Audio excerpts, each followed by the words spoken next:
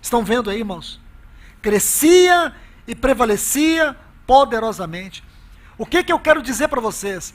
A palavra de Deus chegou ao ponto mais elevado da sua revelação, da sua exposição e da sua aplicação.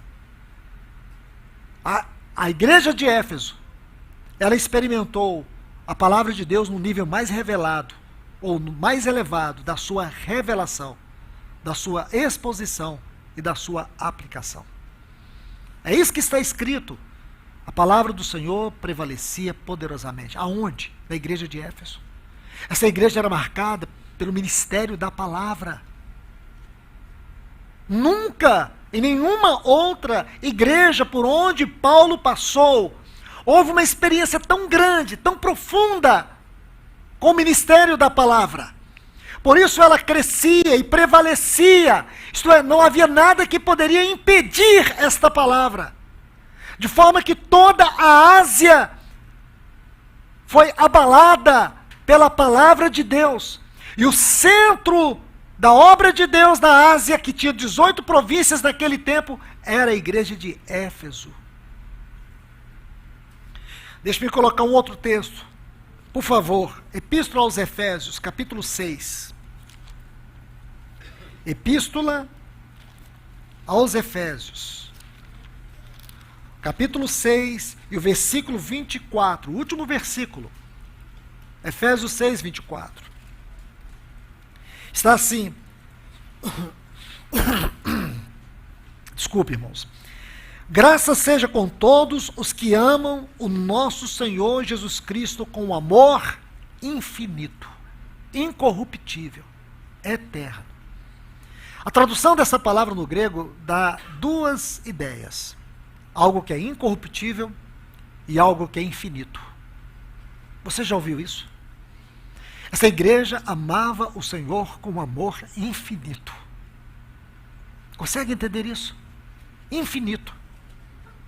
Incorruptível.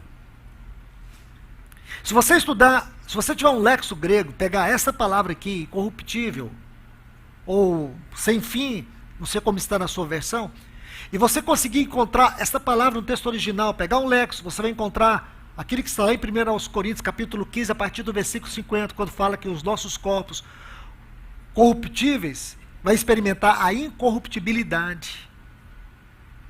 Estão entendendo, irmãos? Era esse amor. Aquela geração de cristãos em Éfeso amava o Senhor com amor incorruptível. Então nós podemos dizer que essa igreja tinha dois grandes fundamentos. Quais? A verdade. E quando falo da verdade, estou falando do Evangelho. Estou falando da doutrina dos apóstolos. Eu estou falando do ministério da palavra, verdade. Você tem que entender dessa forma, depois você vai compreender por que nós temos que entender o Evangelho primeiro como verdade. Temos que entender o Evangelho primeiro como verdade. Nunca pense no Evangelho de outra forma. Primeiro, o Evangelho, em sua essência, ele é a verdade. E o outro fundamento era o amor.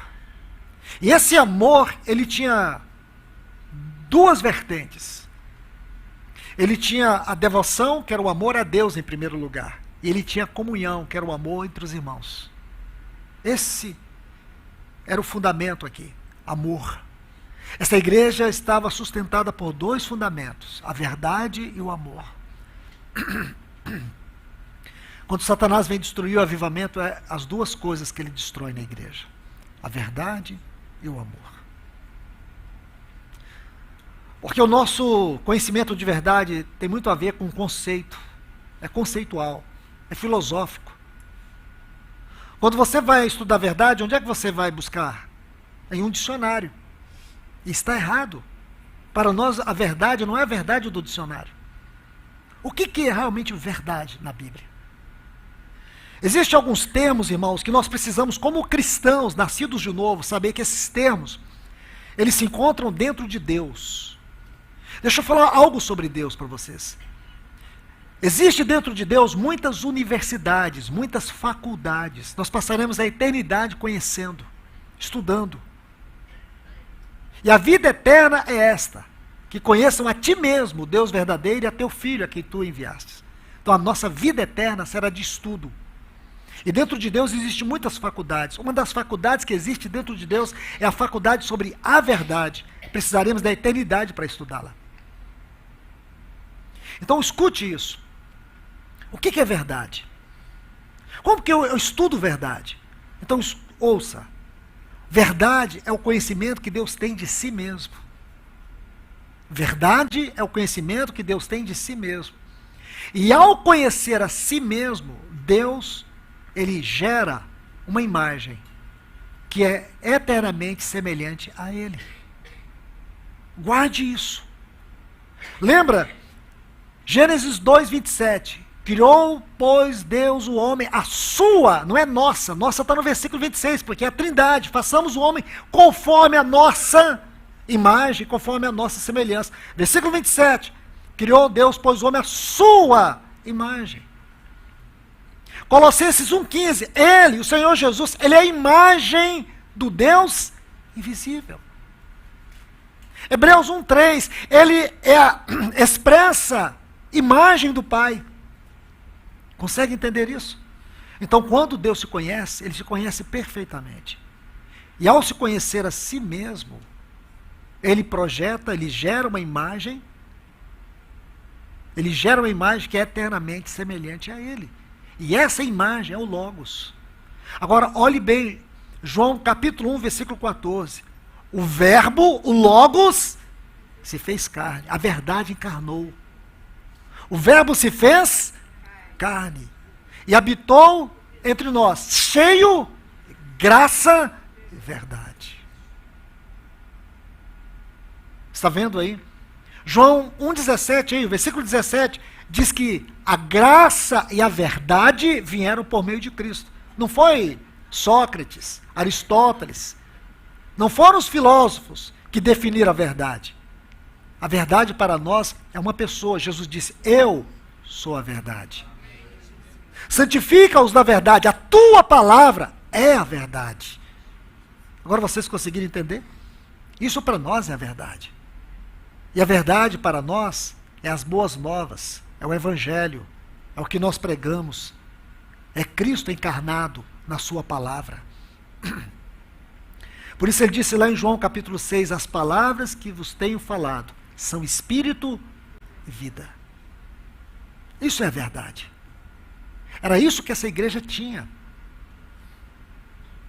Era isso que essa igreja tinha. Então você consegue entender agora, quando o Senhor diz para a igreja de Éfeso, arrepende-te e pratica as primeiras obras. Quais são as primeiras obras desta igreja? Verdade e o amor. A verdade e o amor. Essas coisas se perderam nesta igreja. A igreja de Éfeso ficou uma igreja religiosa, a igreja que tinha obras. Tudo nesta igreja, se você olhar, são 9 características positivas que essa igreja tinha. E sabe o que o Senhor está dizendo, irmãos? Eu me atrevo a dizer para vocês que o Senhor, é o que eu consigo entender. O Senhor está dizendo, tudo isso não vale nada. Vocês têm obra, perseverança, labor, persistência, suportam os maus, aborrecem os nicolaítas, eu também aborreço. Vocês sofrem provações por causa do meu nome, vocês não se deixam esmorecer. O Senhor cita 9 qualidades dessa igreja. Ele diz, porém, com tudo isso, eu tenho algo contra ti. Com tudo isso, você tem que se arrepender. Com tudo isso, eu vou remover o meu candeeiro. Consegue entender, irmãos? Essa igreja experimentou um dos maiores avivamentos na história da igreja primitiva. Deixa eu dizer para vocês. Essa igreja experimentou um dos maiores avivamentos na história da igreja primitiva. Você já havia se atentado para isso? Não houve nenhuma outra igreja naquele tempo que experimentou o que esta igreja experimentou, e não houve nenhuma outra igreja que recebeu o que essa igreja recebeu. Você consegue se dar conta disso? Porque o avivamento se tornou ruínas, degradação, opróbrio,